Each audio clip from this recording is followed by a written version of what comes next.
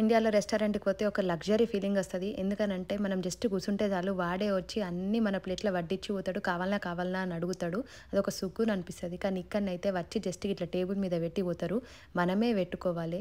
Finger bowl అన్న concept కూడా ఉండదు. పొయ్యి మనమే చేతులు కడుక్కోవాలి. ఇగో గట్లుంటది.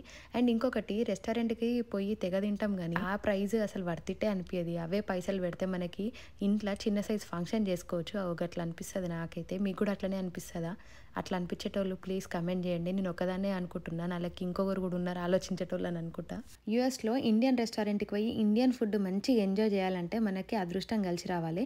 ఎందుకంటే ఒక్కో రోజు ఒక్క లెక్క ఉంటది. ఎవరైనా మంచిగా ఉంది అని చెప్పిర్రనుకో పలానా ప్లేస్‌ల పోయి తిన్నామనుకో అస్సలు మంచిగా ఉండది. దానికి బదులు కొంచెం ఓపిక తెచ్చుకొని కొన్ని బియ్యం పెట్టుకొని మంచిగా కొత్త చట్నీ వేసుకొని ఇట్లా నెయ్యి వేసుకొని తింటే అబ్బా! భలే ఉంటది టేస్ట్. ఏ బిర్యానీ కూడా పనికిరాదనిపిస్తది నాకైతే. మీకు కూడా అట్లనే అనిపిస్తదా?